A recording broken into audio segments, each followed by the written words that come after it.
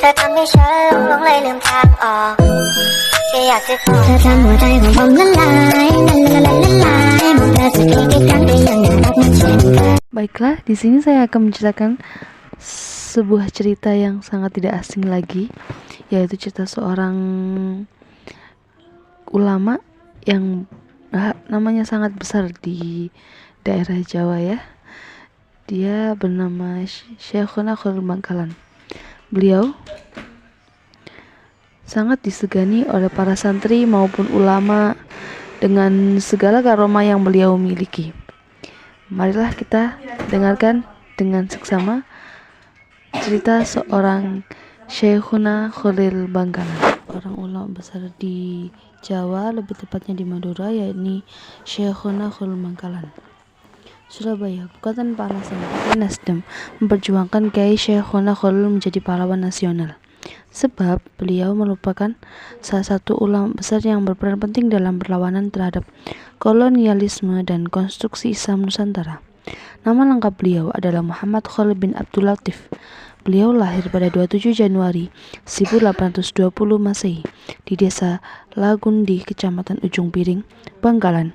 Beliau berasal dari keluarga ulama. Ayahnya bernama Kiai Haji Abdul Latif yang mempunyai garis keturunan dengan Sunan Gunung Jati. Masa kecil hingga remajanya, Kiai Khalil menghabiskannya dengan menuntut ilmu, khususnya ilmu fikih dan nahwu. Hal ini tercermin dari kemampuannya untuk menghafalkan 1002 bait Nazm Alfiyah Ibnu Malik. Beliau juga telah mampu membaca Al-Quran dengan metode qiraat sab'ah. Sebelum merantau untuk belajar di luar Pulau Madura, Kiai Khalil lebih dulu berguru ke Tuan Guru Dawuh yang lebih dikenal dengan nama Bujuk Dawuh di desa Malaje, Bangkalan.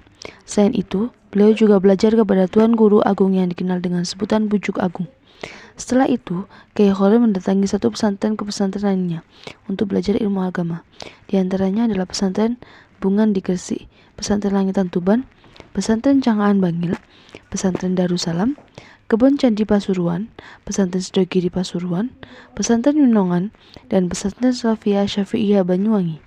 Dengan demikian, Kiai Khalil telah memperkuat jaringan keilmuannya dengan beberapa pesantren di Jawa dan Madura, sekaligus sebagai seorang santri. Setelah itu, beliau menikah pada usia 24 tahun dengan Nyai Asyik yang merupakan putri dari Lodra Putri. Hasil dari pernikahan ini, beliau dikaruniai 2 orang anak yang kemudian diberi nama Muhammad Imron dan Rohmah. Beliau pun kemudian menikah untuk kedua kalinya dengan Nyai Misi dan dikaruniai seorang anak perempuan bernama Asma. Sementara itu, proses perjalanan pendidikan Kiai Khalil dilanjutkan tak lama setelah beliau menikah. Saat itu, beliau memutuskan untuk belajar ke Mekah. Beliau belajar kepada Syekh Nawawi Al-Bantani di Makkah. Dia dikenal sebagai seorang pelajar yang tekun.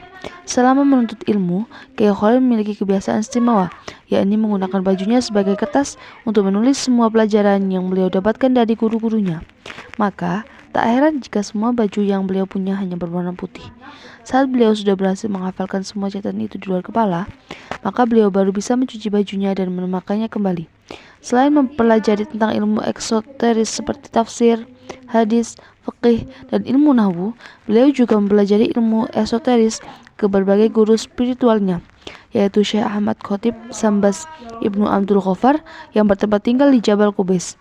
Melalui Syekh Ahmad inilah ajaran Thariqah Qadariyah wa Naqsyabandiyah sampai kepada beliau.